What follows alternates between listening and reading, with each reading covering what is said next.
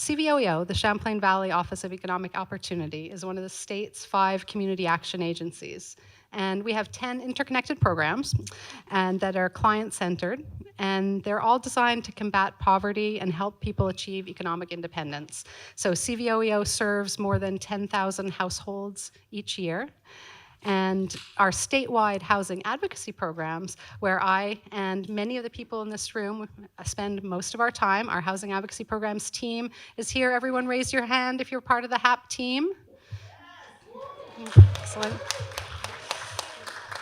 So this awesome and intrepid team works statewide, supporting thousands of renters, people living in manufactured home communities, asylees, families transitioning out of homelessness, and people experiencing discrimination.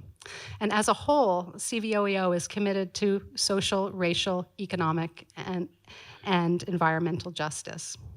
And Fair Housing Month, which we're celebrating now, is an opportunity to raise awareness about housing discrimination in Vermont, what to do about it, and the importance of inclusive communities.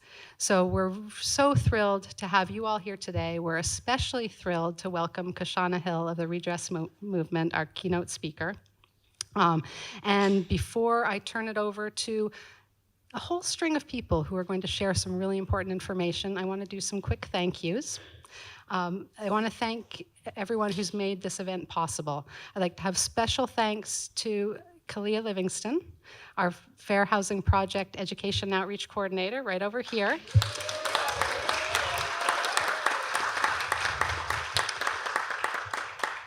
For all her work on Fair Housing Month and far beyond. Supporting people experiencing discrimination, doing workshops and training, and ensuring that more people understand the value of housing justice. So thank you, Kalia. I'd like to thank Town Meeting TV, CCTV, and Andrew right in the back here for recording this presentation today. It's also being live streamed, and we're really grateful for the opportunity to share it with even more people. I'd like to thank Fletcher Free Library for hosting in this beautiful space. We'd like to thank the Land Access and Opportunity Board, and especially Keynote event partner, the Northwest Vermont Realtors Association, for making this possible. Thank you.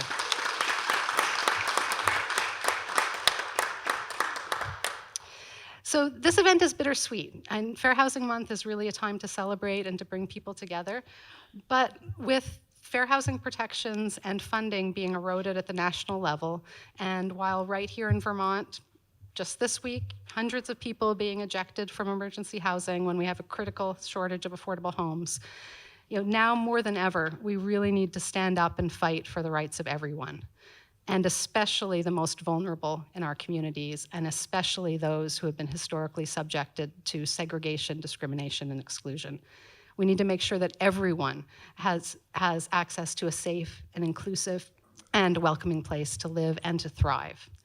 And Fair Housing Month is a time to recognize and celebrate the importance of diversity and equity and inclusion in our communities, the things that make our communities stronger, and to commit to finding ways to make our communities and state more accountable, more just, and more responsive to the needs of all Vermonters.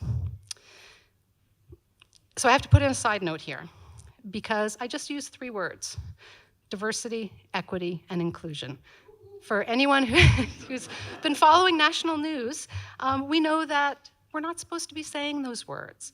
And in fact, saying these words publicly, being recorded, makes this event, our staff time, unfundable by the federal government.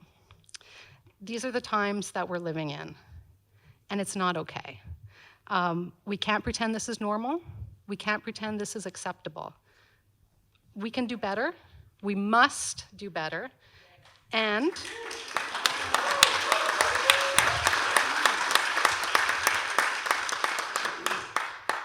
what makes my heart sing is that your presence here, all of you, shows that we can do better. So I'm so grateful to be here today with all of you, so grateful for our special guest. And before we turn it over to Cashauna, I would like to turn it over to Mary Danko, the director of this wonderful space we're in. And then will be followed by Big Hartman from the Vermont Human Rights Commission, and then Jessica Bridge from the Northwest Vermont Realtors Association. Thank you.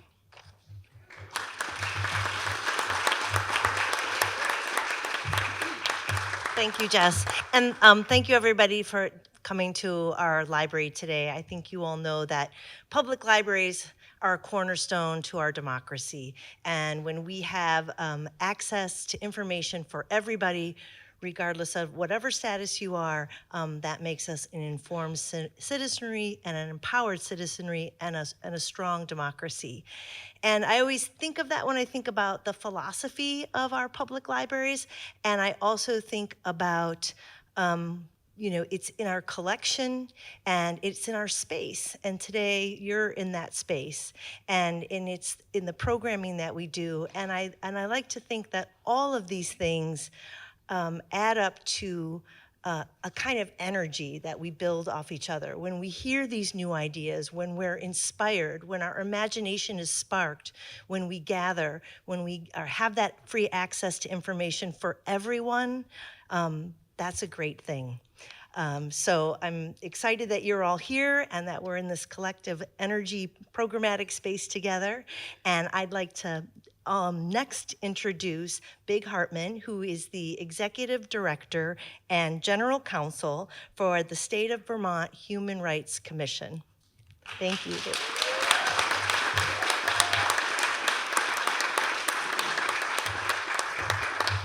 Hi, thank you so much. It is never going to be, it doesn't matter how many of these events I do, it's never going to be okay with me to use a microphone in the library. Okay, at least I got some laughs. So I'm really honored to be here today, and I'm so excited to see so many folks turn out on a Thursday night to talk about and learn about our civil rights and our rights to fair housing. At the Human Rights Commission, we're the only state agency tasked with receiving and investigating complaints of discrimination in housing. We also investigate complaints of discrimination in places of public accommodation and state employment. So please feel free to come and check out our materials and take anything you would like. We have a very small team of dedicated attorneys and folks who are working to really make sure that while our federal laws and our federal efforts to have a more just world might be eroding, state law rights are unchanged, and we will continue to enforce our state law anti-discrimination protections with everything we've got. Even just...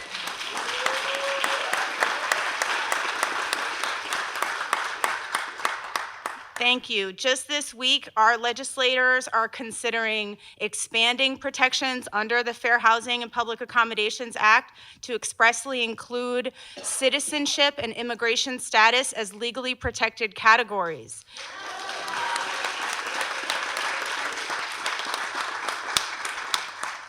It's not a sure thing that those laws are going to get passed this year or ever. So if it's important to you, make sure that your legislators and our policymakers know that this is important to you. We know every day how important it is that we all speak up, we share our knowledge and wisdom, and we carry forward the work of the civil rights movement from years ago, and we take it into the next generation. So thank you all so much for being here.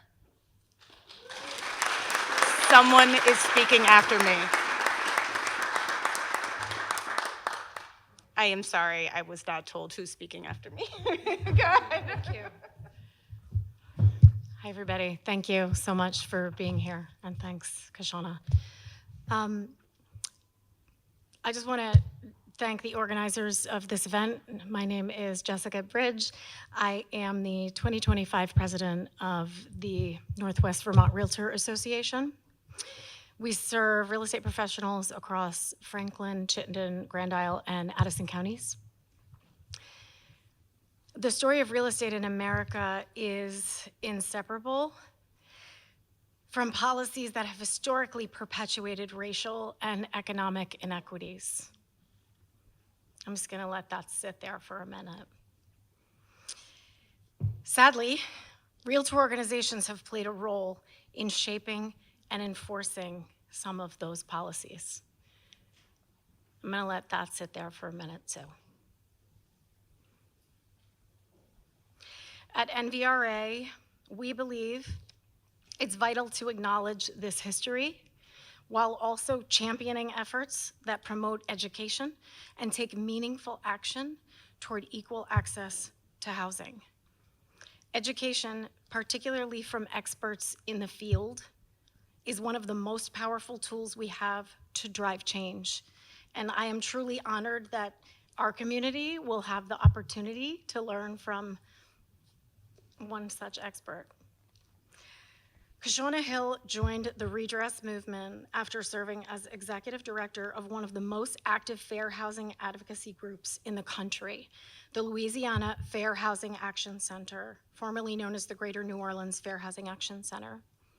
At the Louisiana Fair Housing Action Center, she led a team working holistically to end discriminatory housing policies and practices through litigation, policy advocacy, community-based educational offerings, and other direct services to community members. As an advocate, leader, and litigator with personal connections to the impacts of residential segregation and exclusionary housing policy, her work as executive director included leading the community engagement process for the City of New Orleans' 2016 assessment of Fair Housing Plan. This was the first in the nation submitted under a 2015 rule requiring state and local governments to identify and address barriers to fair housing choice. Additionally, her background includes successful resolution of fair housing and lending claims through administrative and court processes. Cashauna has written extensively about housing segregation and civil rights and has testified before the United States Congress as a fair housing expert. Most importantly, Cashauna brings her commitment to racial justice and a deep understanding of racial segregation and fair housing innovation. She's a graduate of Spelman College and Tulane University's Law School. Please help me to welcome Cashauna Hill.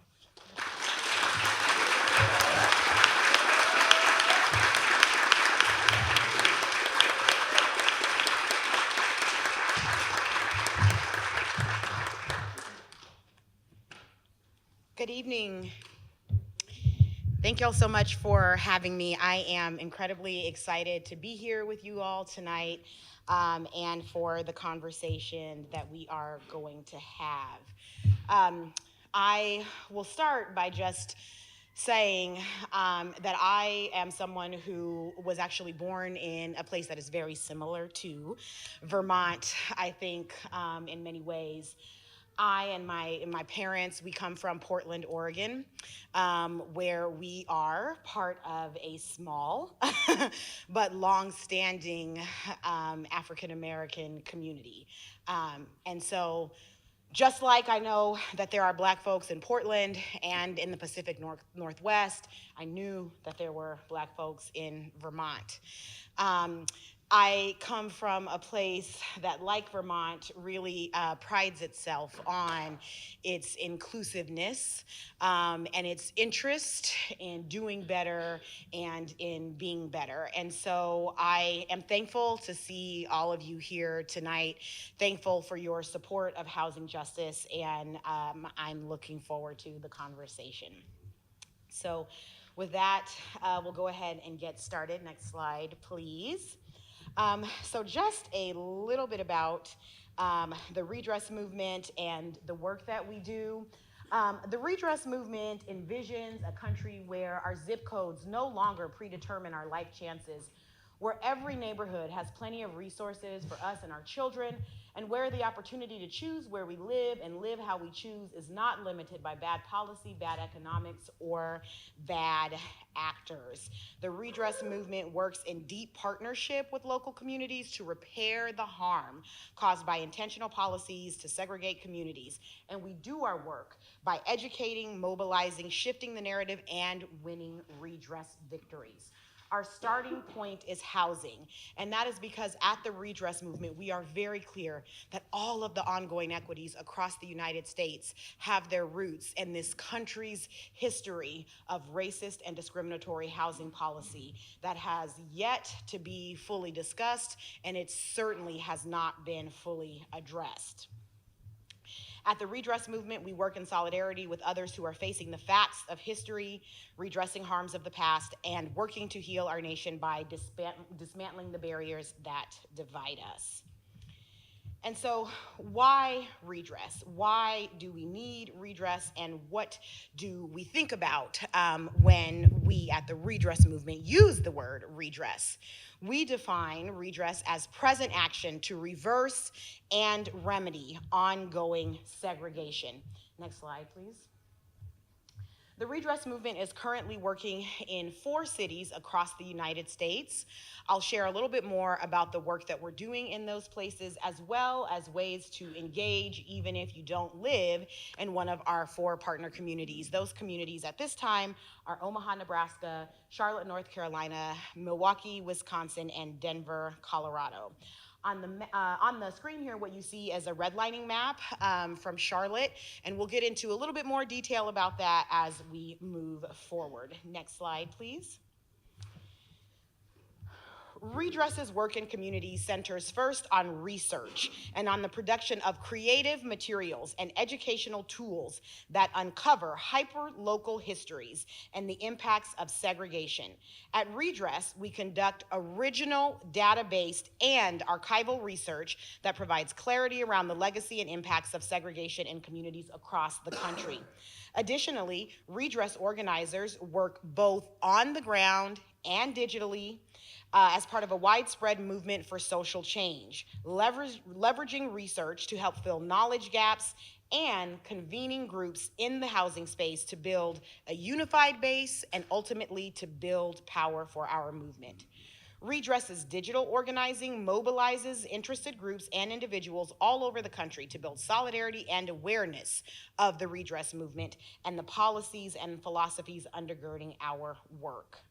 I'll also make sure to share some Redress official resources at the end of the presentation, but I'm going to take you through some of the educational offerings that you can find on our website. Next slide, please. Redress has created a variety of educational resources that we hope are useful to communities all across the country. At our website, redressmovement.org, you can find things like Policy Brief, where we dive into the contemporary issues that derive from residential segregation. Topics covered by our policy briefs include the inequities in how property taxes are assessed, the rise in corporate landlords, and exploitative homeowners associations and their practices. We also uncover through archival research and anecdotes from community members the history of segregation in each of our partner cities.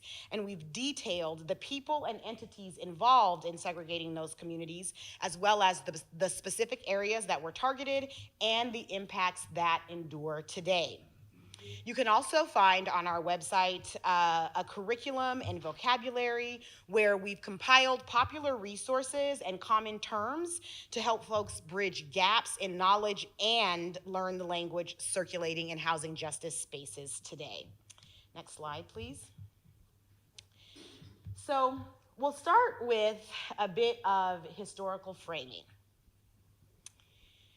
Now, I want to start by saying that I'm going to talk about residential segregation primarily in Black and white terms.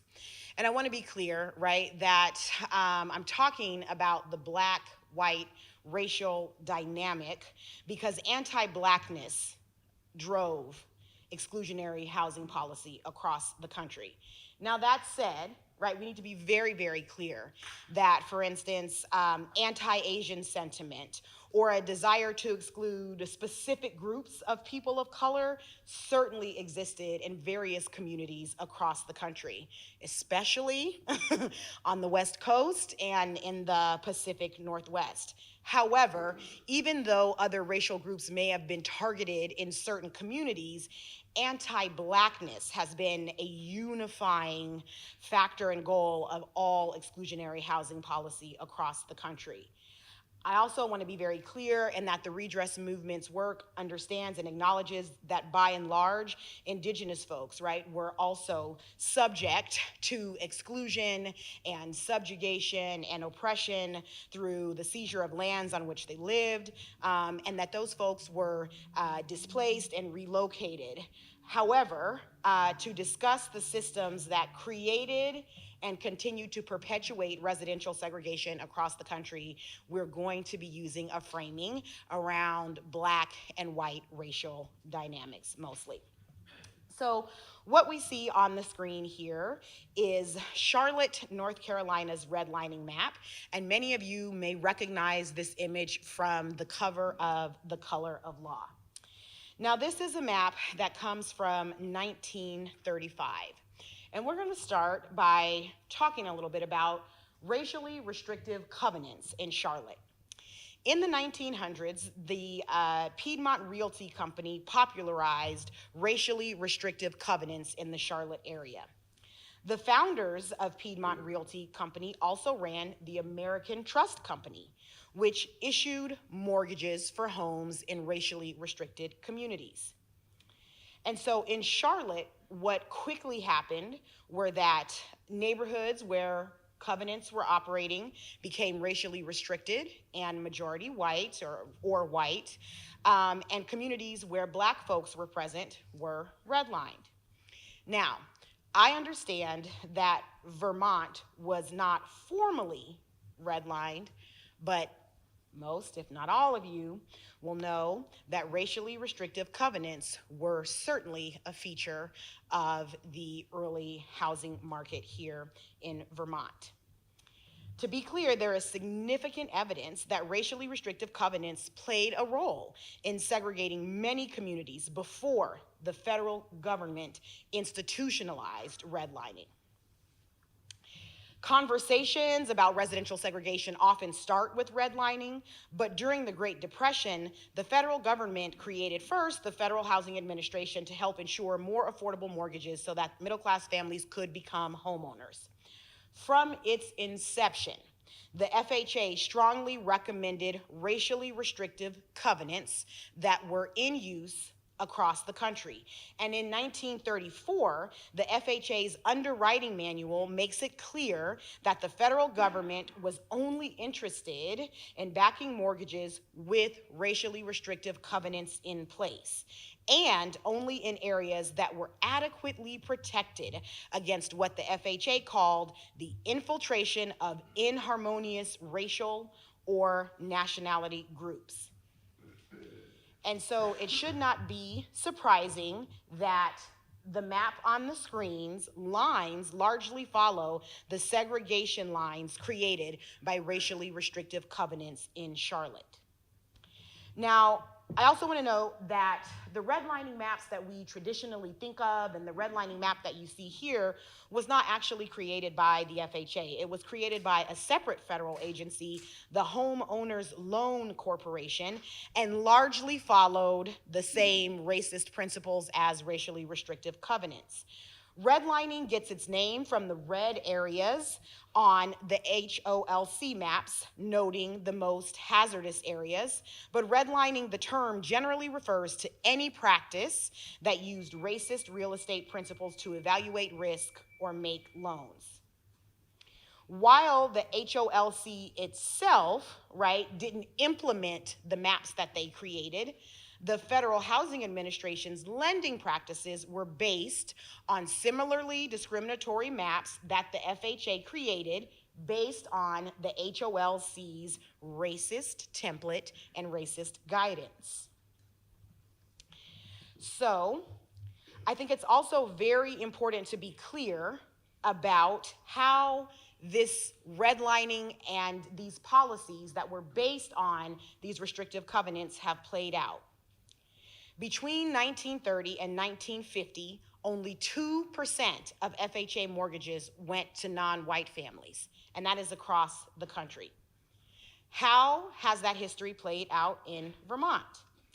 According to the 2024 Fair Housing Analysis released by the State Agency of Commerce and Community Development and the 2025 Housing Needs Assessment released by the State Department of Housing and Community Development together with the Vermont Housing Finance Agency, 74% of white families in Vermont are homeowners, but only 28% of African American families in Vermont own their homes. Now, this should go without saying, but I'm going to say it anyway. That's not because only 28% of black families want to be homeowners. Okay? That's not what is going on here. And why is this important? Because home ownership is the primary driver of wealth in the United States, and it has been ever since the federal government decided to subsidize white home ownership and exclude African Americans from home ownership. And so when we talk about and think about how these things play out today, we need to be very clear that the government, together with the real estate industry, created a system by which white families could grow their wealth, and that system was through subsidizing home ownership, and African Americans just simply didn't have the chance or the opportunity. Not because of anything black folks did, but simply because they were black. So this disparity in home ownership and access to wealth building isn't an accident, and we need to be clear that something can be done and something must be done. Next slide, please. So I want to talk a little bit about Dr. Martin Luther King. Many of you may know that Dr. King advocated and organized for changes to housing policy that excluded African Americans and was really a proponent of what he and organizers during that time knew as open housing laws. The idea was that communities needed to be opened up so that they were accessible to everyone, and that people should have the ability to decide where they might live free from discrimination and exclusion. We learn a lot in school about Dr. King's I Have a Dream speech. But the reality is that the work was much more comprehensive. And it's also important during these times especially to be very clear that white Americans in particular, at the time that he lived, were not supportive of Dr. King's work and vision.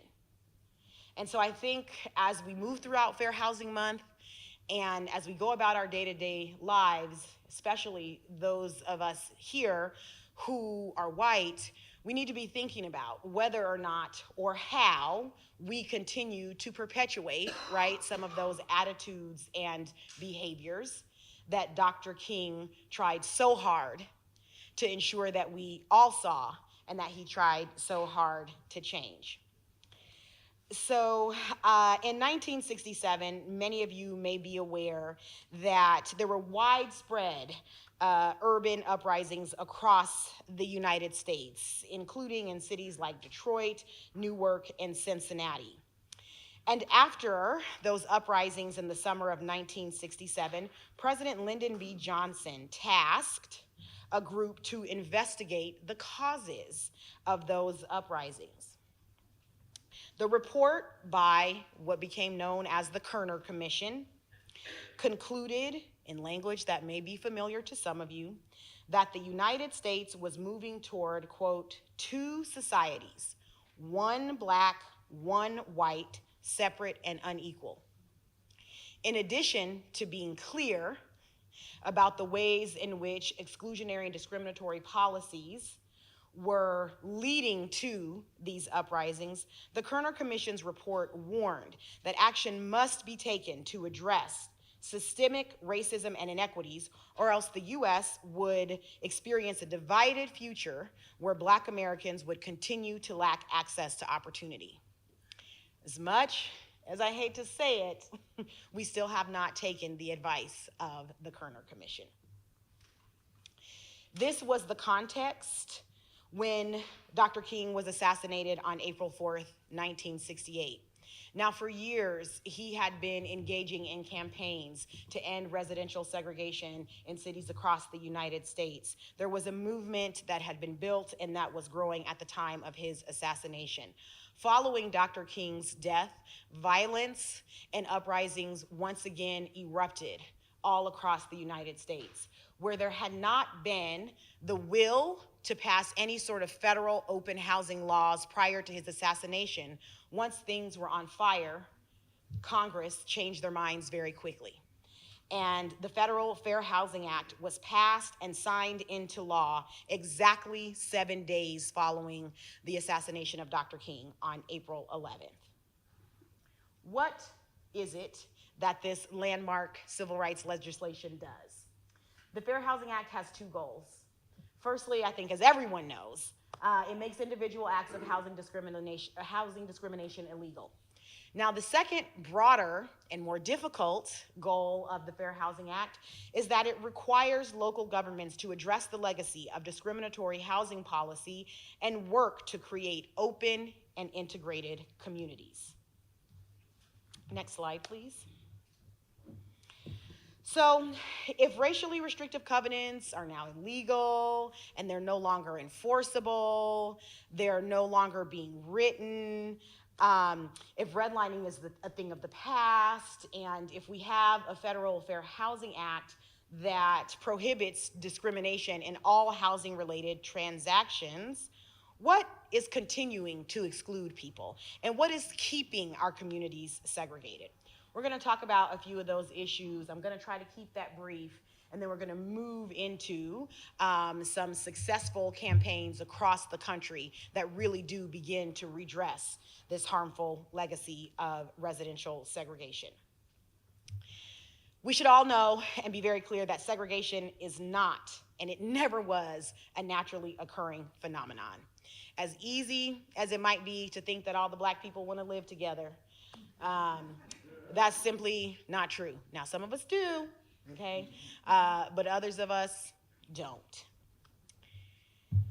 So, according to scholars Jonathan Rothwell and Doug Massey, exclusionary land use policies are the single biggest predictor of residential segregation in a community. Across the United States, the same communities that were targeted for federal investment and where white home seekers were readily provided with low-cost federally backed mortgages, those are often the same communities that now have the most restrictive and exclusionary zoning schemes in place, which go a long way toward keeping those communities whiter and wealthier than they might be otherwise.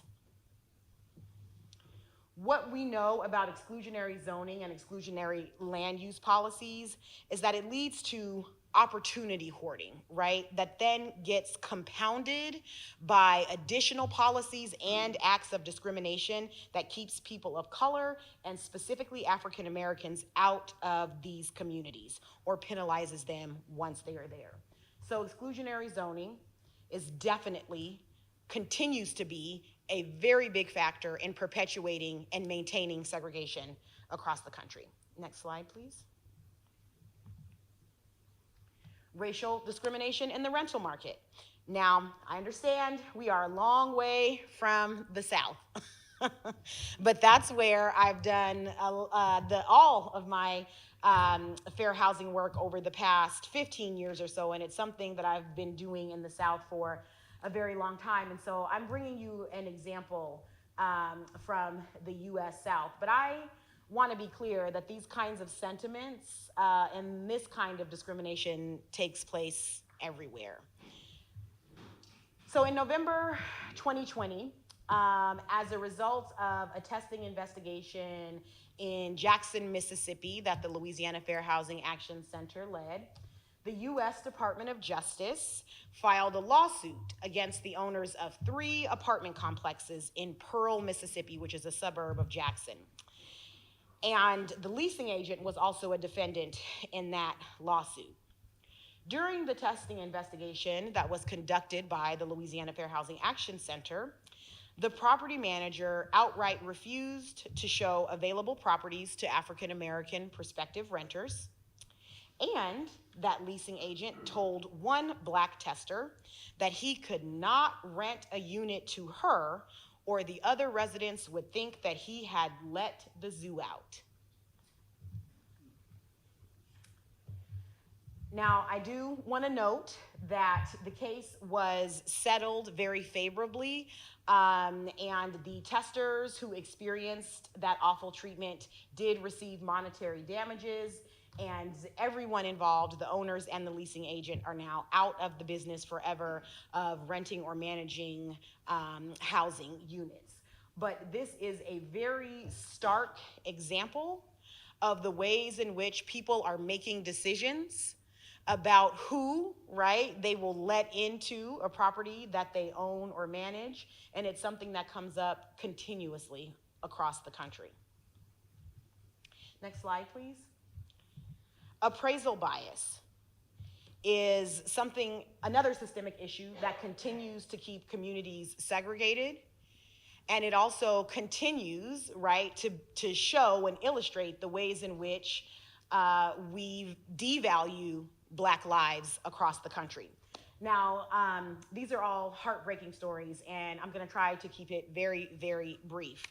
I want to quickly tell you a little bit about the couple at the top left of the screen.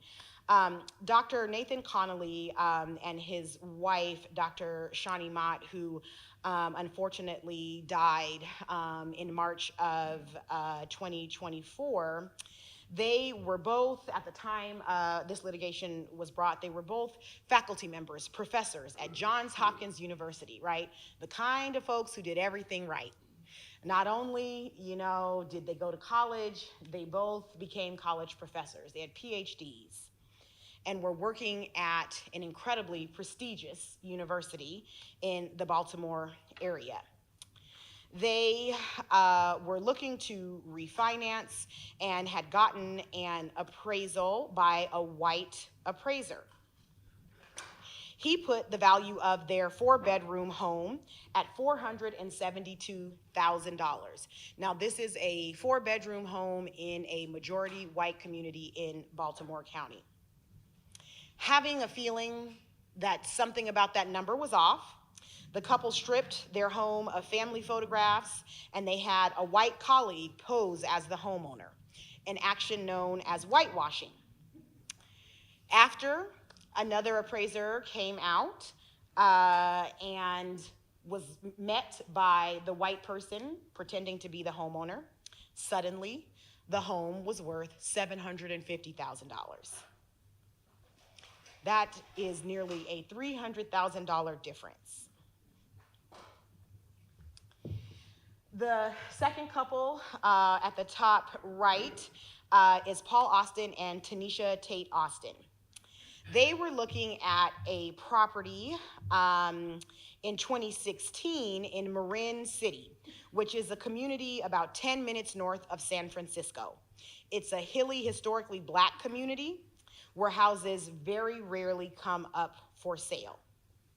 And so in 2016, Paul and Tanisha felt incredibly lucky to see a listing for a house on sale for $550,000. They bought the home and made major upgrades over the next few years.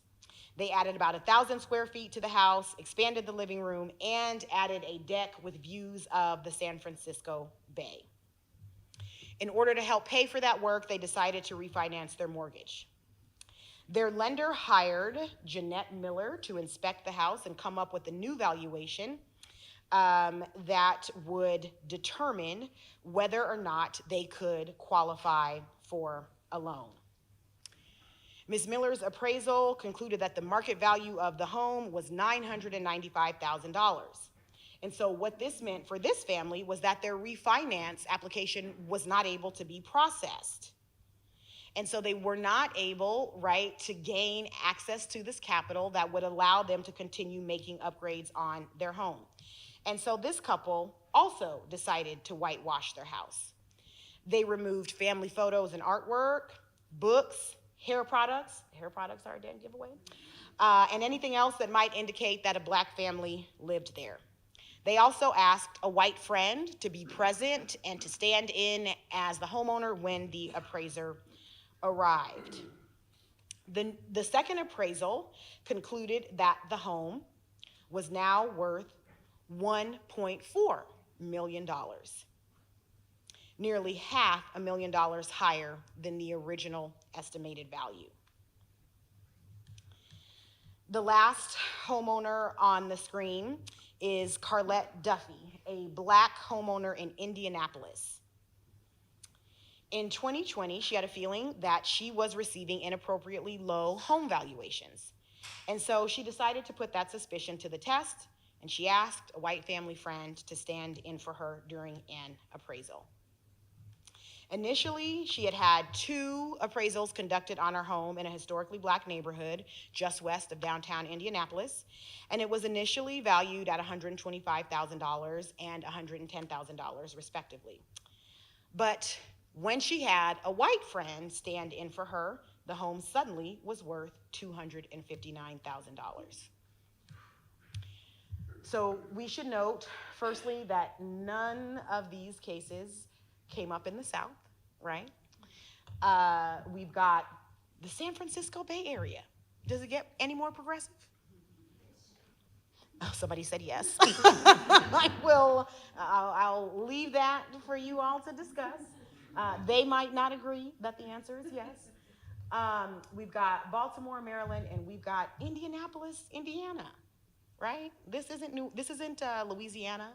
It's not a small town in Alabama. This isn't Mississippi, right? These are northern cities. We didn't have any slavery in these places. And yet, what we see is clear devaluation of black people and black lives. It's not an accident that the value shot up after a white person stood in. And so often, when I tell these stories, I say to folks in the room that if you are scouring your brain for a reason why the values of the homes changed, you could have stopped at the easiest answer. All right? And one of the things that I encourage all of us to do is that as we go out into our communities, we also need to be very clear about the easiest, most obvious answer, right? And it's hard sometimes to accept that, and I understand it, but this is the reality of what people are experiencing, and we have to, especially at these times, engage with these issues with a level of moral clarity. We have to be clear about what people are experiencing. We have to speak the truth about what is happening, and we have to act on it. Next slide, please.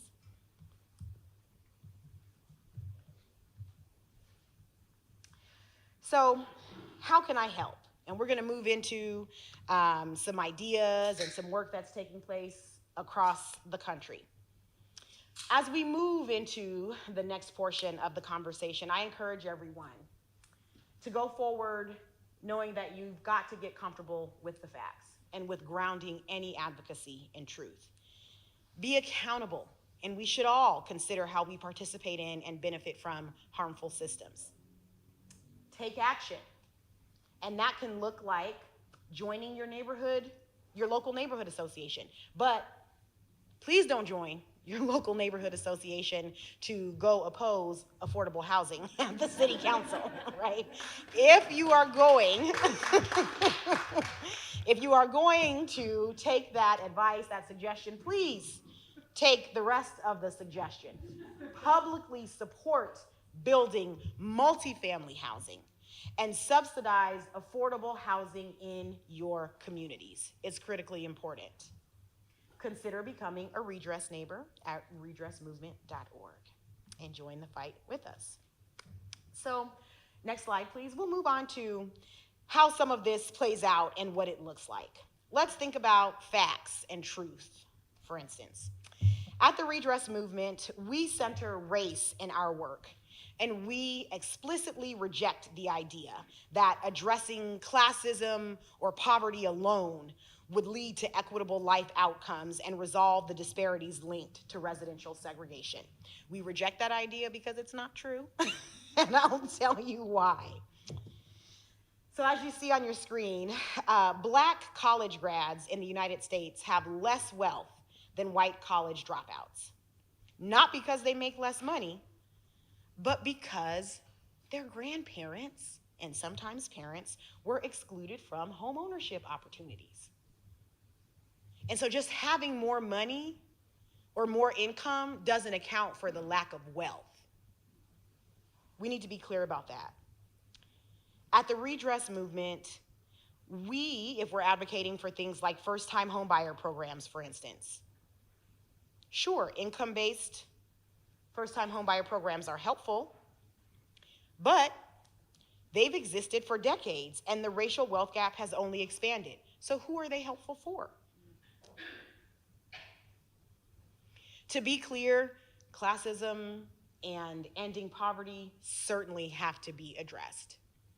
But we're never going to get to where we want to be. We're never going to get to justice, to racial justice, if we are not able to engage in a way that actually centers race. Next slide, please. It's also critical to be clear about the nature of the harmful legacy of residential segregation. And that means we need to courageously design and support programs that specifically address the legacy of discriminatory housing policy. At the Redress Movement, we support the creation of policies and programs designed to specifically benefit people harmed by segregation or their descendants. So I'm excited to talk about an example from, as I mentioned, my hometown of Portland. Last November, the Redress Movement facilitated a webinar featuring, among other speakers, someone from the Portland Housing Bureau. Leslie Goodlow joined us, and she runs a program to repair the harm that the city of Portland did through decades of urban renewal displacement in Portland's neighborhood that had the highest concentration of Black residents. This happens to be the neighborhood where my parents met as 7-year-olds. And it's the community that my family is from. The program run by the Portland Housing Bureau includes home repair loans for low-income homeowners, affordable rental housing, and first-time homebuyer loans. But they give priority to people who were displaced by urban renewal or who can show that they are descendants of people who were displaced. In a city that is only 3% or so Black, more than half of the people who benefit from those programs are Black. Something else that I would add here is that there is a real question, right, around whether that may be too little too late. When I was growing up, a long time ago in Portland, it certainly was never anywhere near a majority Black community, but the Black population was more than 3%. Just like Los Angeles, right? Like San Francisco, Oakland, communities across the United States, the number of African American folks, right, who really had built community, those numbers have dropped. People no longer have access to the neighborhoods that they built, where they found community and created ties. And so very often they are forced to leave the communities that are their homes and that they know. And so rather than a population that's 6% Black, Portland is now facing a population where 3% of the residents are African American. Next slide, please. I'm also going to share an example, and we're wrapping up, we're gonna get to questions soon. I'm sharing an example from Washington State that I realized that once you leave the Pacific Northwest, apparently people think you mean Washington, D.C. when you say Washington, and I'm still a little resistant to the idea of saying Washington State because what else is there? But I'm going with it, So in 2023, the Washington State Legislature passed the Covenant Homeownership Account Act. And the law creates a special purpose credit program through the state's Housing Finance Agency. It provides interest-free down payment loans to anyone excluded from homeownership by racially restrictive covenants who lived in the state prior to the Fair Housing Act's passage in 1968, or anyone who is descended from someone who did. The program is funded by a $100 covenant homeownership recording fee that applies to all real estate transactions across the state, and roughly $100 million is being made available for loans each year, and that would lead to 2,000 to 3,000 loans of $30,000 to $50,000 each year for first-time home buyers. Now, I do want to say, and this probably will not be a surprise, but as of 2024, a lawsuit was filed against the state for this program. However, the state is fighting. They have not sought out any deals, okay? They haven't gone to anyone and said, oh, we didn't mean to do this. They're not giving in to the gaslighting, and they are providing an example of courageous leadership. I also want to be clear that the Washington State Legislature understood the nature of the problem that they were facing. They understood the gaslighting that white supremacy asks us and really requires us to accept, and so they built that understanding into the authorization for this program. Embracing for potential legal challenges that they understood would likely come, and this was before, right, last November's election. The state legislature commissioned a nearly 200-page report to lay out the history of housing discrimination in the state of Washington, as well as potential designs for the down payment program, and their report included an analysis of who should qualify. They took a clear-eyed look at the history of their state and moved forward with an understanding of the facts and did the very best they could to prepare for the fight they knew was going to come. And I would suggest that we can all, and especially legislators, can learn a lesson from the courage of the legislators in Washington State. Next slide, please. So, I'm going to wrap up with a little bit more about the work of the Redress Movement. I've shared some ideas that we had nothing to do with, right? And I hope I've sparked some questions as well as some ideas in your own minds about things that might be possible in your communities. But I do want to share a little bit about work that we have done. So quickly, a bit about some work in Omaha and Milwaukee to address barriers to fair housing choice. So the Redress Movement supports the placement of affordable housing in well-resourced communities. Now, to be clear, right, that's not our position because we believe that there's anything special or more valuable about majority white communities. And we certainly understand there's nothing intrinsically bad or worse about communities of color. However, our work recognizes where the resources are, the highly rated schools, right? The parks, the grocery stores, the retail, the job opportunities, the reliable public transit. The work that we do to support the placement of affordable housing in well-resourced communities is grounded in ensuring that everyone has the ability, right, to choose the housing options that work best for themselves and for their families. In Omaha, our Redress Roundtable is gearing up for a campaign to move a source of income non-discrimination law. These laws, which have proliferated across the country in the past few years, make it illegal to discriminate against someone just because they have a housing choice voucher.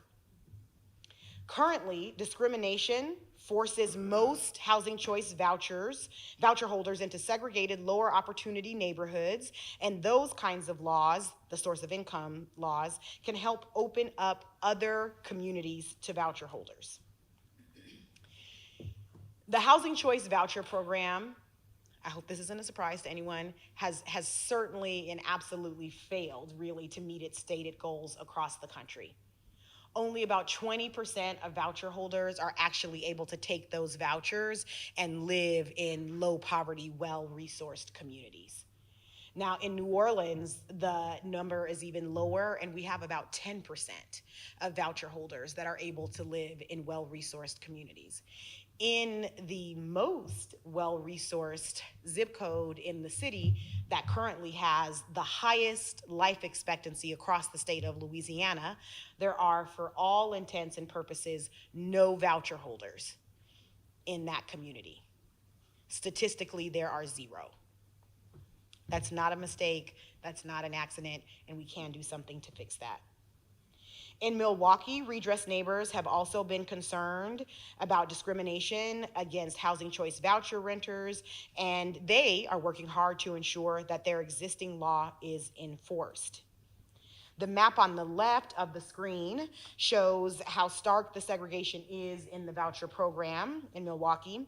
The lighter green shaded areas in the northwest of the city are majority people of color, and you can see that they also have the most voucher holders in those communities, with the numbers highlighted in black and in red. Meanwhile, the darker green areas on the map are majority white communities, and they have much lower numbers of voucher holders, often in the single digits, if any.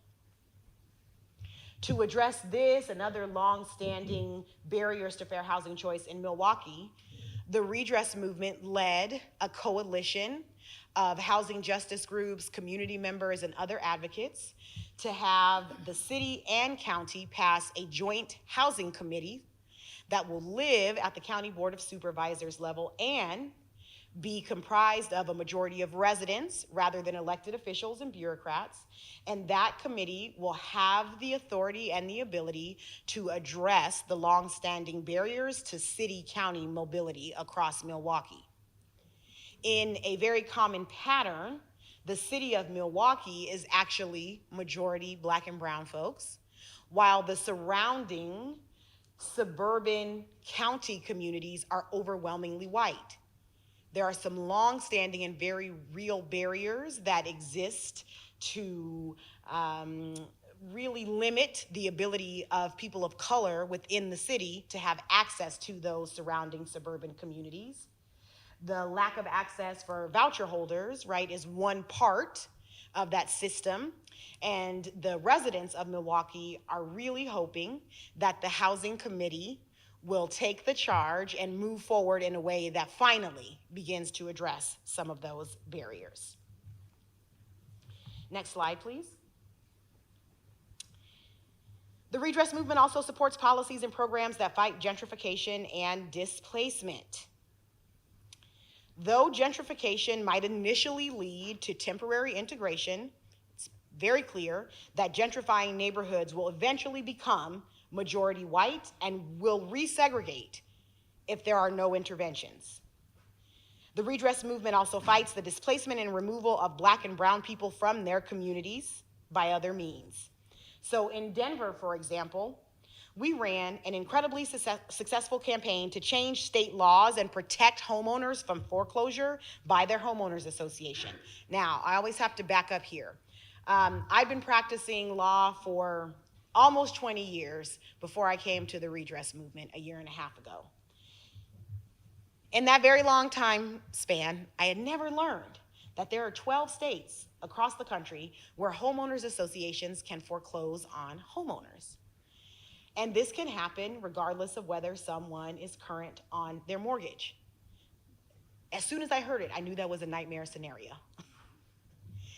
What we've encountered in Denver are HOAs disproportionately using their foreclosure powers to displace Black and brown families. This issue came to a head in a community that is very close to the city of Denver itself, known as Green Valley Ranch. This is a community that had previously been a white flight community as the city of Denver began to racially diversify. As Black and brown families have been priced out of the city of Denver and have moved out into Green Valley Ranch, the HOAs, right, are using those foreclosure powers in a way that disproportionately removes Black and brown families. We've been working to support a woman who lives in Green Valley Ranch and has for quite some time. She's a homeowner there. And she, several years ago, was fined $50 during the height of the pandemic for having a bag of leaves sitting on her curb. Like many of us might, when, economic times are uncertain, she made sure to take care of prioritizing paying her mortgage. And she was working on paying that $50 fine when she could. In the meantime, the HOA continued to assign fees, right? And the bill mounted. And then eventually they had a lawyer send her a letter saying, you've got to pay this fine. They charged her then for the attorney's time to write the letter.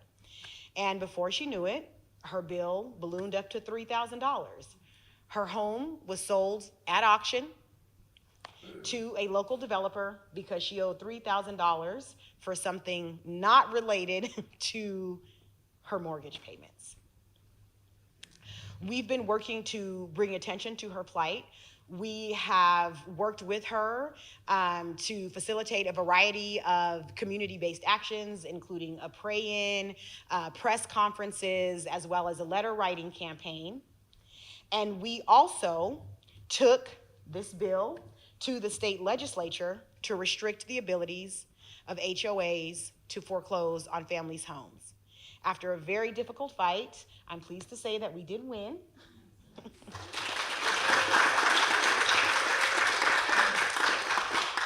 And so we are hoping, right, that we will begin to see real and significant ability for Black and brown families to not be terrorized, right, by these HOAs that are disproportionately enforcing this power. And there are new restrictions and limits placed on the ability that HOAs do have to foreclose going forward. In Charlotte, next slide please, we are working to oppose the concentration of poverty. We oppose policies and programs that push the majority of subsidized housing into low-income communities of color. And while we oppose these policies and programs, we are very clear, right, that opposition to individual affordable housing developments are often based in anti-Blackness and in stereotypes of lower income renters. And so it's important to be able to do this work in a way that respects certainly the communities that I come from, but in a way that is respectful to communities of color and to people of color, while also being clear that we know and understand what is happening. So I would encourage us all, right, to think about and be clear about the need for folks to have access to a variety of housing types across communities and neighborhoods while taking care not to demonize the residents or individuals who will live in and who will benefit from affordable housing. Rather than fight individual apartment complexes proposed for low-income communities of color, at the Redress Movement, we're more likely to do what's happening in Charlotte, which is working to change the scoring criteria, for instance, written into city and state affordable housing programs. Developers compete for these limited funds, and we hope to build in rewards and incentives to build in well-resourced communities, and not to continue to place affordable housing in communities of color. This is part of the work that we're doing in Charlotte after our Redress neighbors there helped win a $100 million investment in the local housing trust fund. Next slide, please, and this is really the end. And then I'll take any questions if I'm not going to be kicked off of this podium. And this just comes up because folks always want to leave with a little something to read, to learn more from. And so I've got a variety of resources here that are some of my favorites across a variety of medium. Some of you may be familiar with The Problem We All Live With, which is now, I think, a decade old, but it's still one of my favorites. a two-part episode of This American Life that does feature Nicole Hannah-Jones. She also is on this list again. Her ProPublica piece is a decade old, Living Apart: How the Government Betrayed a Landmark Civil Rights Law, gives some really great history of how the Nixon administration really worked to cut off the possible benefits of the Fair Housing Act right after it was passed.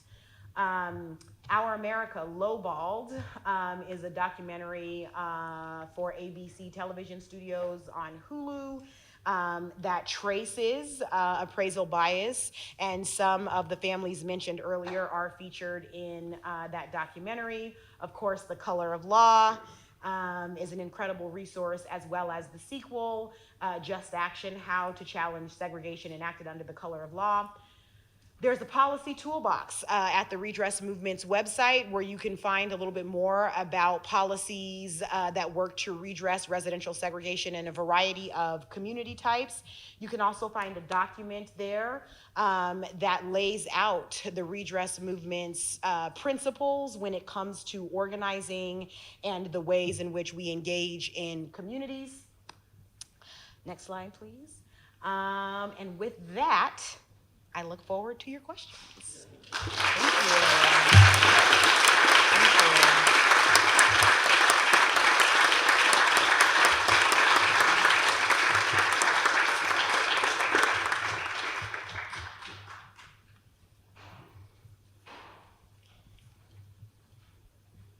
you. Oh, sure. We'll go here and then here. I think that's what I saw first. Yeah. Let's do that.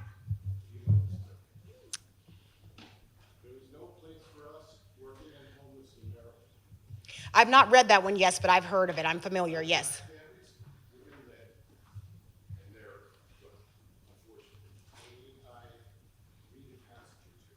I think, sure, a passage if we have time. I think that would be okay.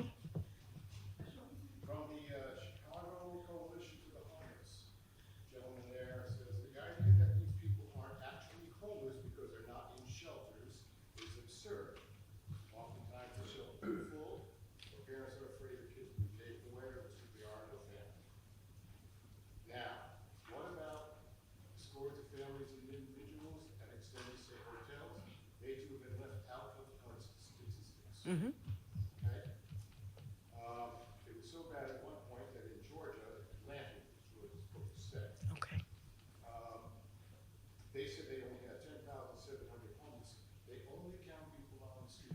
Yes. They only count people inside the shelter. They do not count people in extended stay hotels. Yes.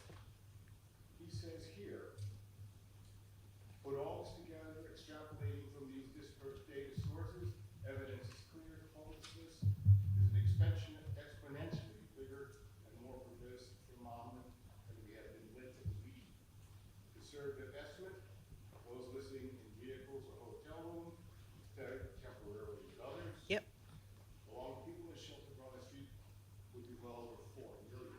Yep. We do have a problem. Wilkerson's cast.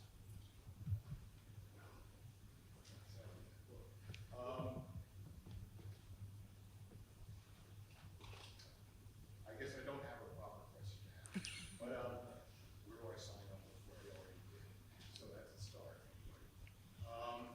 Maybe as a passing joke, I was homeless for a year living in my car, so I know what that was like. I spend up to $20 a day handing out on the street to people there. And Nigerian government is furious at what's happening in D.C. And have you ever heard the joke by Richard Pryor about have you ever seen white people in Africa? I have not heard that joke. I don't know if is it an appropriate joke to tell in here? Because a lot of jokes by Richard Pryor are not. So, okay. Wilkerson's friend said that there are no black people in Africa. Oh, right. Tribes. They don't have what we have, unfortunately. So, as a Christian humanist conservation, Christian treat people as you have to treat you. Humanist, people first, money later. Conservation, use what you need, leave the rest. I will say that what I hear in there a little, is that I think it's a point well taken, is that we've got to really rework this idea around sort of who deserves access to things, right? Nothing different is ever going to happen if we continue to base policies on the ideas that certain people deserve awful outcomes. And that's what we're dealing with right now. And that mentality is supercharged at this time. And unfortunately, people with that mentality are, making policy at the federal level and across the country. And until we can accept and understand that everyone deserves to have not only somewhere to live, but deserves to have access to opportunity, we're going to continue to remain in many of the same places that we currently are. I think there was a question. Yep. Quick comment and a question. The comment is there was a recent example of the homeowners association nightmare situation that you mentioned. Pretty much a spitting image of it in Charlotte, North Carolina, like last month. Her name is Taylor Sanders, $850,000 home. She missed one $400 HOA payment. Her house was greatly foreclosed on and split for bought super cheap and sold for $900. Well, I'm happy to know about that. I mean, not happy that it happened, but it's not. I don't believe that is a person that we've been connected with. And, we certainly understand that this is taking place in communities across the country. And so that is why the work that we did to support the community member in Denver also led, right, to the legislative effort to stop, right, those kinds of outcomes. I don't know if you happen to know anyone connected with this person in Charlotte, but it is definitely something that we'd be interested in supporting someone on. And so maybe it's something I can take back to my team. I can share some more specific information with you when the bigger development. Thanks. As far as my question, for the last 3 years, I've been working in housing advocacy with people who are either unhoused or at imminent risk of becoming unhoused. Here at Vermont, and then I worked in Boston, Greater Boston, for 2 years. A frequent problem I'm seeing is that there's a lot of very healthy and forward-thinking policy around discrimination in housing here. Sure. And there's not a healthy level of enforcement of those policies. Yes. And is that something that you see as a problem? Are you considering steps to ensure those things are enforced in a quick and equitable way? In a sense, it's not going to cost the person who's going through the trouble. You're not going to have to go through a legal dispute while they're homeless and have an answer on it. It might end up being just, but it's 4 or 5 years down the line.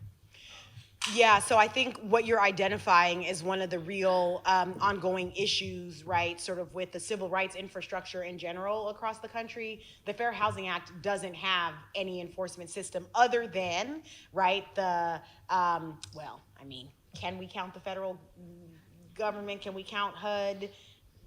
No, right? They're not really enforcing the Fair Housing Act at this time.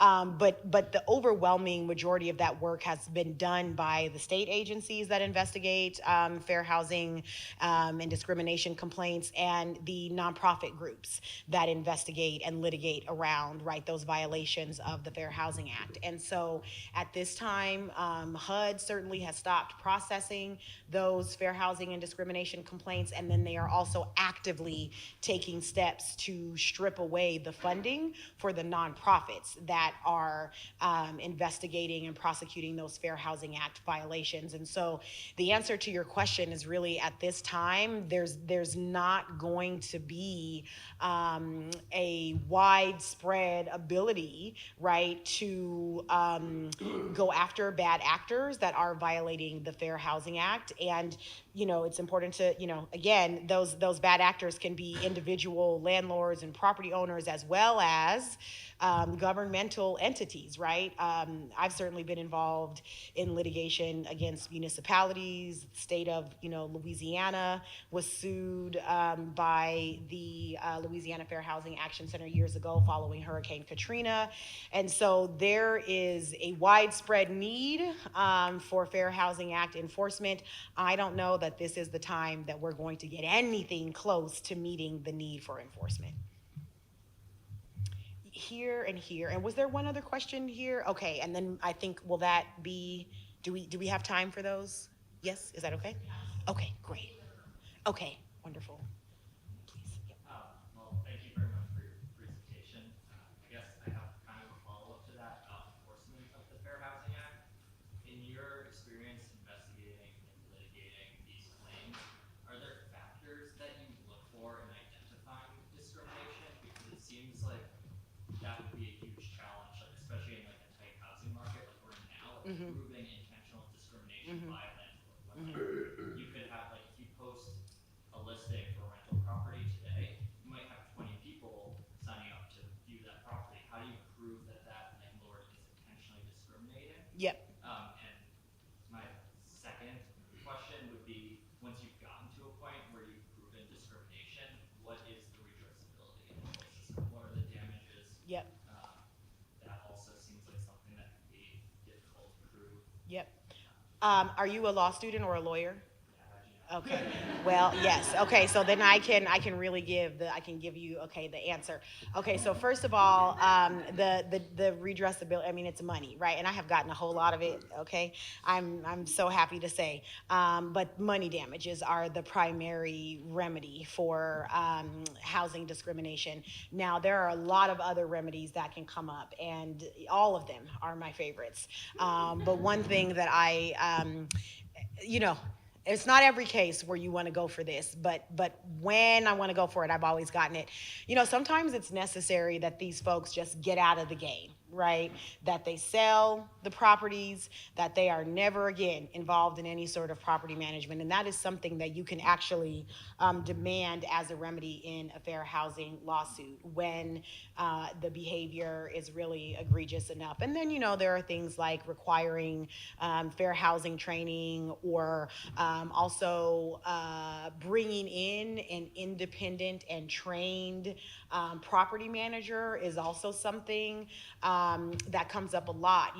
New Orleans in particular is a place where 2/3 of our landlords are kind of like mom and pop. We don't have a ton of large scale property management companies. We don't have a lot of like big apartment complexes.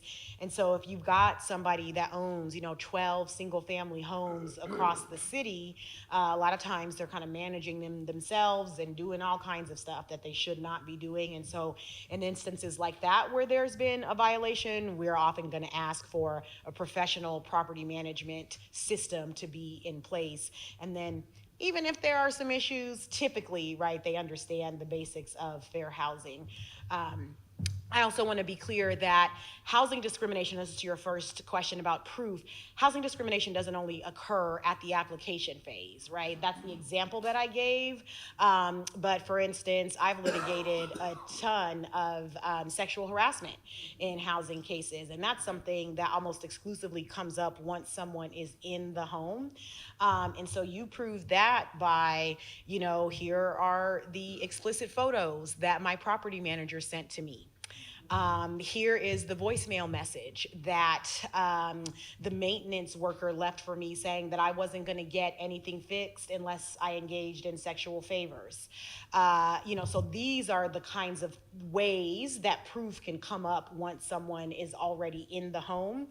As it relates to rental housing and applications, discrimination at that phase, testing is critical here. That's another way to get involved. If anyone is looking for things that they can do, sign up to be a fair housing tester. I believe maybe Vermont Legal Aid does some fair housing testing, and it's something that is always useful. I'll tell you that one of the ways that testing was helpful for us was that it can provide a backup, right, of what someone is saying happened to them. I'm going to tell a really quick story. Years ago, I worked on a case involving a young Black woman. I'll never forget her because she had a name that was very similar to mine and identified her as a Black person, okay? And so she had seen an ad for an apartment on, I think, like Craigslist in a suburban community right outside of New Orleans. And she called the landlord listed, he answered the phone, And, she said her name, and he said, oh, oh, sweetie, he was so kind to her. I'm so sorry. You sound so responsible, and I would love to have you as a tenant, but I just rented it, right? She said, okay, well, shoot, sorry I missed it. 2 weeks later, she's on Craigslist and sees the same ad. She calls back, says her name. Landlord didn't remember. He says the exact same thing. Oh, man, it would have been great to have you here, but I just rented it. And she said, okay, well, that's weird. And so she went and grabbed a white coworker. And she said, hey, I've got a really weird feeling. This guy says the unit has been rented, but it's still on Craigslist, like something's off. And her white coworker called and said, I don't know, my name's Rebecca or something. Okay, yes, there are black Rebeccas, but okay, and there are black Rebeccas, but it wasn't Cashauna. Okay, it wasn't her name. And so she said, hey, and I'm really interested. And he said, oh yeah, it's still available. Come on over and I'll show it to you right now. Okay, and so then the young black woman called the office, and what we did was we designed a testing investigation. And so we had a variety of black testers call with names like Ebony, Jamal, right? And then we had, because this always comes up and people say, oh, well, the landlord didn't know they were black. Okay, well, I've not met a white Jamal. And I've been black my whole life. So I don't know, maybe they're out there, but I'm just saying. And so we make sure, right, that it's clear, for the most part, that these folks are black. And so we had 3 white testers call, 3 black testers call. All the black testers were told, oh man, you just missed it. And this guy was so nice that no one would have ever known, right, that he was lying to them and that he was violating the Fair Housing Act. And to be clear, lying about the availability of a unit is a violation of the Fair Housing Act. A lot of landlords think they're super smart, and they think if they don't say, oh, you can't live here because you're black, then they haven't done anything wrong. And it's absolutely a violation to lie about the availability. And so testing can be a great way to get proof. Thank you for that question. It was back here. Okay, right, and then here, yes.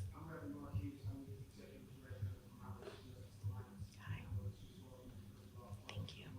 Thank you. Yes. And I'm not a lawyer, so there's a couple of things that I took some notes on before I came in. We didn't cover a lot, but we did talk about money. One was that more than half of the contracts that support the enforcement of the Fair Housing Act. Yep. 1968 just got cut. Yep. We know that. That's one thing. And this is not like a setup, but I'm just trying to figure out what can we do about stuff, because that right there by itself is crazy. Yep, it's huge. And then the other one was they terminated the affirmative fair housing rule in February, which that repeals Barack Obama's expansion of the Fair Housing Act, which was passed as part of the Civil Rights Act of 1968. And of course, the law also prohibited housing discrimination based upon all of those categories. So it seems like they're really putting the screws on us, if you will, right now. Yep. I'm just wondering, what kind of impact is that having on your work and working with me and Yep. us here locally as we're continuing to do the work with different local resolutions? It's getting tough. Well, I appreciate that question. So what I'll say first is that thankfully, the Redress Movement is not impacted by these changes. We don't have any federal funding. We're not a fair housing enforcement agency. We don't provide legal representation. That's what I've done for a long time, but it's not the work of the Redress Movement. So because we don't have any of those federal grants, we're not being impacted in that way at this time. Now, that said, as you mentioned, yes, there are some real threats to fair housing enforcement agencies across the country. There has been a federal court ruling that actually stops the attempt to terminate those fair housing enforcement contracts. So for now, right, there's been a victory. And there is also, though, fiscal year 2025 money for fair housing enforcement that Congress has appropriated, but that HUD still has not released. And so what I, understand is going to be the next step is that there needs to be, right, advocacy around releasing those congressionally appropriated dollars so that the work can continue, but the legal fight is absolutely going to continue. I would say continue to call, your elected officials. I know a lot of friends that are, I have a lot of friends that are calling our U.S. senators in Louisiana every day. Now, I don't have the internal fortitude or the self-control, frankly, to do that. Somebody's gonna be knocking on my door if I'm calling those folks every day, because I won't be able to remain as professional as I would need to. But, whether it looks like sending emails or calling once a week, make sure to continue to voice your concerns and your opinions to local, state, and elected officials. If you know about local groups that are dealing with those fair housing cuts or groups that may be involved with the lawsuits, you can offer support to groups in that way.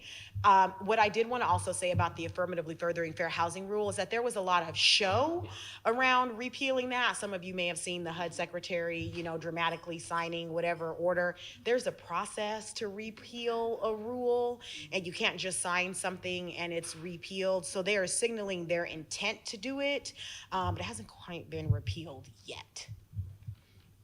So there's still room to engage for sure around this. So I think you had a question, is that right? Okay, yes. Okay, and I'll try to be super fast with my response. So I live in public housing projects, not here. I was seeing your presentation and realized my community is actually pretty weak and going to cowardice. So I was wondering, what can I do at an individual level to create and strengthen community, especially where I don't think there is one yet? In terms of community around... Okay, so like advocating for something or just solidarity? Yeah, so this is interesting. I mean, I think I've been really inspired by, there's a lot of tenant organizing taking place across the country, and now is definitely the time for that. There's some great work happening on tenants' rights out of Miami with a lot of public housing residents like at the forefront. There's some litigation around a really great renters' bill of rights that low-income renters were really instrumental in getting passed at the local level in Miami. Kansas City has some fantastic tenant organizing happening. There has also been a really successful campaign against a large property management company that manages several thousand HUD public housing units that they are not keeping in the greatest shape. And so there has been some movement, and I believe those public housing tenants were successful in getting that company's contract with HUD terminated. I'm sorry. Oh, so there's some work happening there. Also, Louisville, Kentucky, there's some work happening there. And so what I would say is that it starts, though, with like building relationships with your neighbors, right? Oh, please.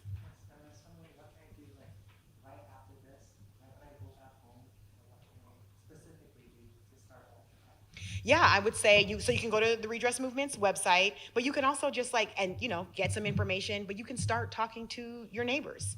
If you don't already know them, knock on the door, say, hey, I'm your neighbor, and what do you think about moving some things forward in this building? That is really the way that relationships are built, and the way in which power is built, and the way in which we move, right, like movements along. It's building relationships with people, bringing people in, and then working together collectively.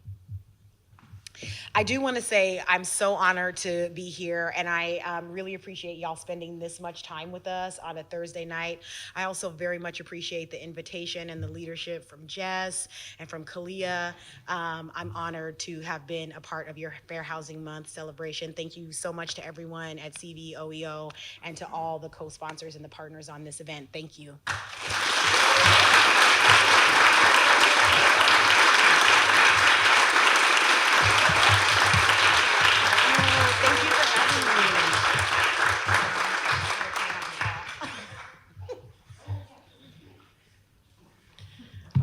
Hello, everyone. My name is Kalia Livingston. I am the Fair Housing Project Education and Outreach Coordinator.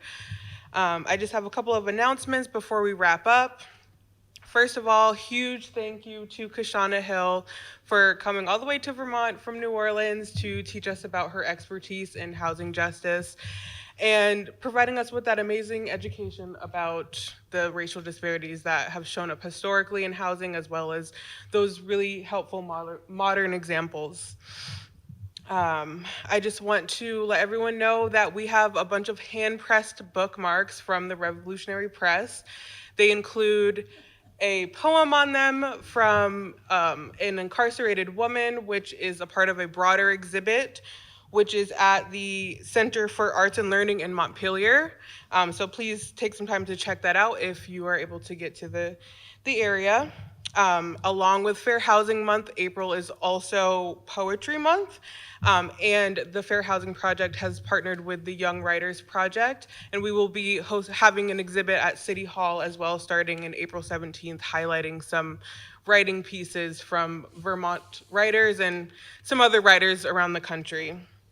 I will also be hosting Fair Housing Friday webinars for the next 3 Fridays. Tomorrow will be the topic, What Do Tenants Need? And I will be interviewing special guests, Vanessa Bonobo, the Executive Staff Assistant at the Vermont Human Rights Commission, as well as Karen Ames, CVOEO's Housing Education Coordinator. So please, please chime in and listen to that discussion. You can find all of the Fair Housing Month events, including those webinars, at fairhousingmonthvt.org and check out the event calendar. There's lots of amazing community events taking place all month long that are fair housing related. So I hope that you all continue to participate. And please eat more food, take some home if you'd like. There's plenty. And once again, thank you to our partners and sponsors for allowing this event to take place.